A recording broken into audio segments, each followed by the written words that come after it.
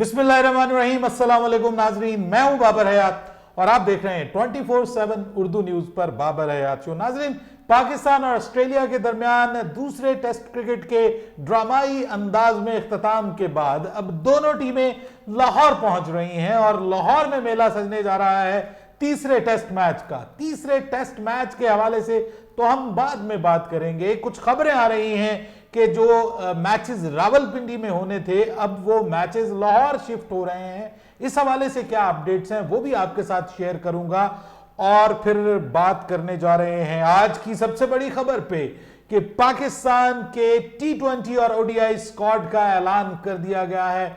कुछ बड़ी तब्दीलियां की गई हैं, कुछ बड़े खिलाड़ियों की अब फाइनली छुट्टी हो गई है और जो ऑनररी उनको शामिल किया जाता था टीम में वो भी अब उनको शामिल नहीं किया जा रहा और कुछ नए एक्साइटिंग किस्म के खिलाड़ी अब पाकिस्तानी स्क्वाड का हिस्सा बने हैं। कुछ खिलाड़ी ऐसे हैं जो आप बहुत पसंद करते हैं लेकिन वो भी अब शामिल हो गए। लेकिन कुछ एक या दो खिलाड़ी मैं समझता हूं ऐसे हैं कि जिनके साथ थोड़ी सी नाइंसाफी हुई है, उनको मैं स्क्वाड में देखना चाह रहा था लेकिन वो स्क्वाड में नहीं शामिल हो सके। बात करेंगे तफसील के साथ कि असल में स्क्वाड की सिलेक्शन जो है वो कैसी हुई है और क्या ठीक है क्या ठीक नहीं है, और फिर आपको लाहौर के जो टेस्ट के हवाले से भी थोड़ी बात करेंगे, लेकिन जो पिंडी के ODIs और T20 के हवाले से भी बात करेंगे। लेकिन आगे बढ़ने से पहले आपसे गुजारिश कि अगर आप हमारे नए व्यूअर हैं तो प्लीज हमारे इस चैनल को जल्दी से कर दीजिएगा सब्सक्राइब और बेल आइकन को पुश करना मत भूलिएगा। मुझे फॉलो कीजिए इंस्टाग्राम पे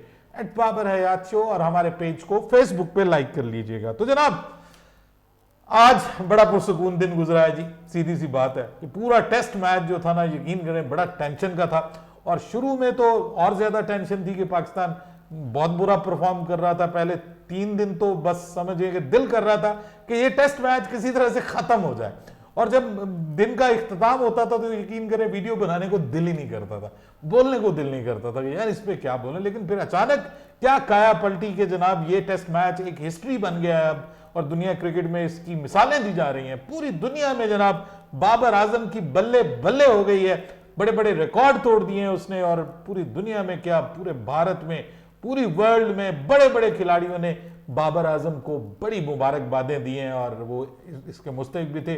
मोहम्मद रिजवान की भी बड़ी तारीफें हुई हैं, लेकिन एक बंदे की मैं तारीफ करना कल भूल गया, लेकिन आज मोहम्मद रिजवान ने जब उसकी तारीफ की तो मेरा दिल किया कि मैं भी उस पर बात करूं।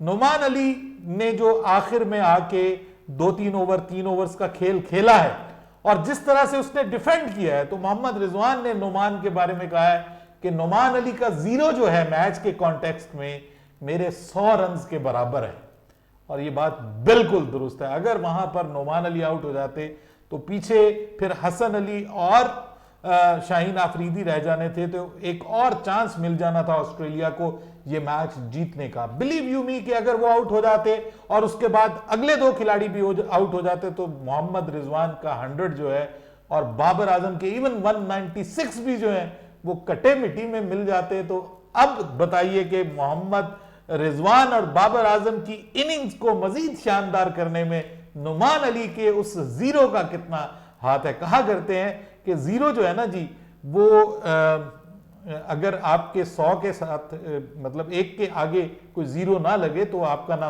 10 बनते, ना 100 बनते, ना 1000 बनते हैं। 0 दूसरों के साथ मिलके हीरो बन जाता है, अकेले 0 की कोई वैल्यू नहीं होती। लेकिन नुमान भले 0 पे रहे लेकिन उन्होंने पाकिस्तान के 2-3 क्रिकेटर्स को हीरो बना दिया। बहरहाल अब जनाब टेस्ट मैच होना है लाहौर में। लाहौर की पिच के लिए ऑस्ट्रेलियन क्यूरेटर बुला लिया गया है और ऑस्ट्रेलियन क्यूरेटर के अलावा जो ICC है उसका क्यूरेटर बुलाया गया है और कहा जा रहा है कि लाहौर की पिच बड़ी जबरदस्त होनी चाहिए, शानदार किस्म की होनी चाहिए और इस पे नतीजा जरूर निकलना चाहिए। जी बिल्कुल ऐसा ही है। लाहौर की पिच वैसे होती भी नतीजा निकालने वाली है और स्टार्ट में उस पर घास भी रखी जाती है और पहली इनिंग्स में फास्ट बॉलर्स को, सीमर्स को बड़ी मदद मिलती है। उसके बावजूद टीमें कोशिश करती हैं कि पहली इनिंग्स में टॉस जीतकर पहले बैटिंग ही करें ताकि आखिरी दिन उनको फिर बैटिंग ना करनी पड़े, क्योंकि ये पिच ब्रेकअप भी हो जाती है। कराची की मिट्टी जरा सख्त है, लाहौर की मिट्टी जरा नरम है।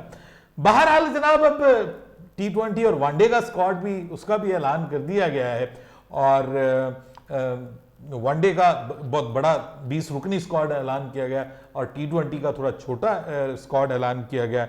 और सबसे पहले मैं आपको स्क्वाड पढ़ के बता देता हूं जी कि बाबर आजम कप्तान है वनडे स्क्वाड में, शादाब खान वाइस कैप्टन है, उसके बाद अब्दुल्ला शफीक, आसिफ आफरीदी, जी हां खबे हाथ वाला आसिफ आफरीदी, जिसने PSL में बड़ा अच्छा परफॉर्म किया और बहुत लोग कहते थे कि यार इस लड़के में बड़ा टैलेंट है, इसको आना चाहिए। PSL में अच्छा परफॉर्म करने की वजह से अब उसको शामिल कर लिया गया। इसके अलावा आसिफ अली मौजूद हैं जनाब स्क्वाड में, फखर जमान मौजूद हैं, शर्जील खान मौजूद नहीं है, ये इस पे अलग मैं बात करूंगा।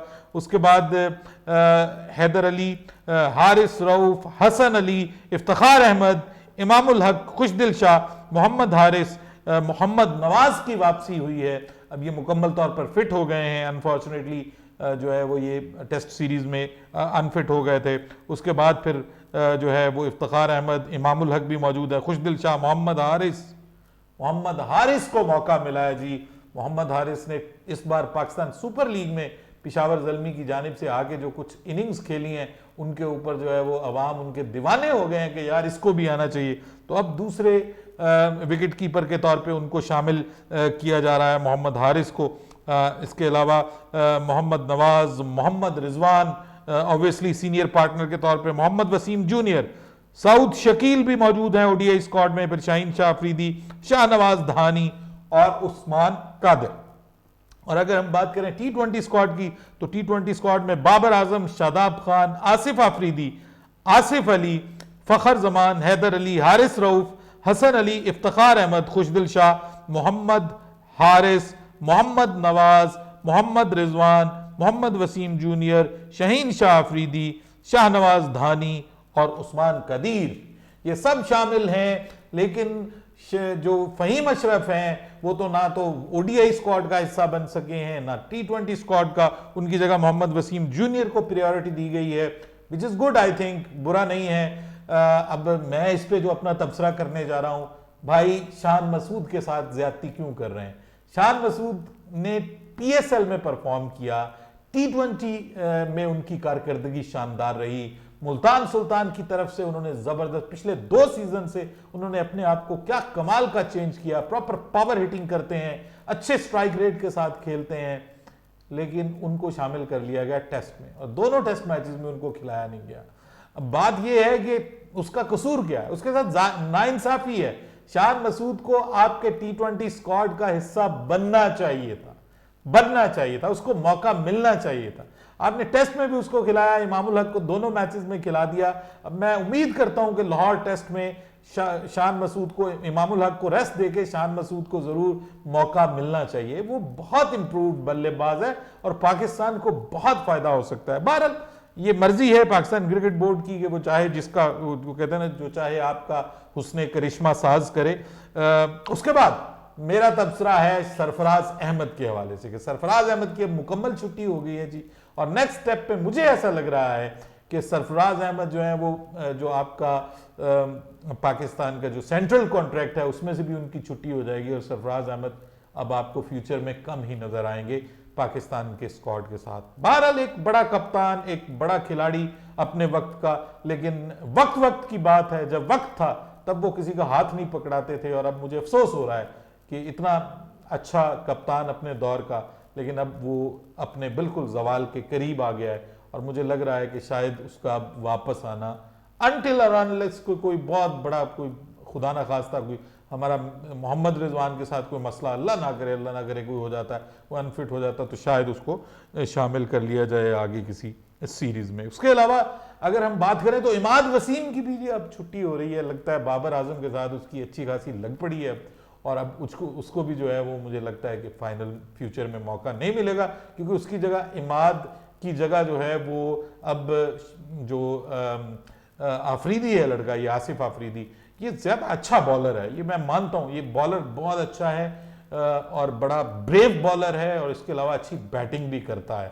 सो बैटिंग में अभी हमने उसके वो करिश्मे लेटेस्ट PSL में नहीं देखे, लेकिन उसने बॉलिंग बहुत अच्छी की और अपनी टीम की जानिब से मोहम्मद रिजवान को उस पर बड़ा कॉन्फिडेंस रहा है और बहुत अच्छा वो परफॉर्म करता रहा है। हारिस जो है, आपको पता है कि हारिस अली जो है वो अब उसका शामिल होना टीम में, मोहम्मद हारिस का, ये अच्छा एक शगुन है कि हम आगे की तरफ जा रहे हैं, फ्यूचर की तरफ जा रहे हैं और नए लड़कों को मौका मिल रहा है। बहरहाल ये दो बड़े खिलाड़ी जो हैं इनकी छुट्टी कर दी गई है और जो दो नए नाम सामने आए हैं वो आपके सामने मैंने बता दिए हैं। शाहीन शर्जील खान, उसका जिक्र ना करें तो ज्यादती होगी। शर्जील खान गुज़िश्ता रोज उसने जो है वो नेशनल ये जो पाकिस्तान कप है उसमें उसने 200 स्कोर किया है अपनी टीम की जानिब से। तो मुझे ऐसा लगता है कि शर्जील का भी किस्सा गोल ही है, क्योंकि जो पॉलिसी रमीज राजा की है कि जीरो टॉलरेंस कि जिन्होंने मुल्क बेचा किसी भी वक्त में उनके लिए, मुझे लगता है अब वो उसकी जद में वो भी आए हुए हैं और ऐसा लग रहा है कि शायद जो सजा याफ्ता क्रिकेटर्स हैं मुझे लगता है कि उनको अब कम ही मौका मिलेगा। तो मोहम्मद नवाज को भी तो बाय द वे सजा हुई थी और लेकिन वो तो शामिल हैं, हाँ, लेकिन उस तरह की सजा उनको नहीं हुई थी, लेकिन ये तो पकड़े गए थे ना, ये तो पकड़े गए थे शर्जील खान। बहरहाल 205 उनके किसी काम के नहीं है, क्योंकि इस बार उनको ये जो ओडीआई और T20 सीरीज है इसमें तो उनको मौका नहीं मिल रहा। लेट्स सी कि शायद एशिया कप जो होने जा रहा है या पाकिस्तान का जो अगला दौरा है मेरे ख्याल में गर्मियों में है वो श्रीलंका का, शायद उसमें मौका मिल सके। इसके अलावा तो मुझे शर्जील खान का फ्यूचर भी मखदूश ही दिखाई दे रहा है, क्योंकि फखर जमान को टीम से निकाला नहीं जा सकता, बाबर और रिजवान की ओपनिंग जोड़ी जो है उसको आगे पीछे किया नहीं जा सकता, तो शर्जील की जगह ही नहीं बनती। आप अपनी राय दीजिएगा, आपके ख्याल में ये स्क्वाड कैसा है? मैं तो समझता हूं कि ठीक है, overall squad is not bad, ठीक है, अच्छा है। इक्का दुक्का तो आप कोई इख्तलाफात हो सकते हैं, लेकिन ओवरऑल मैं ये समझता हूं कि अच्छा तगड़ा स्क्वाड है और ये ऑस्ट्रेलिया को टफ टाइम देगा। ओडीआईज और T20 में इंशाल्लाह हम ऑस्ट्रेलिया से जीतेंगे, डोंट वरी, बेफिक्र हो जाएं। और जाते जाते इजाजत दीजिएगा, अल्लाह हाफिज।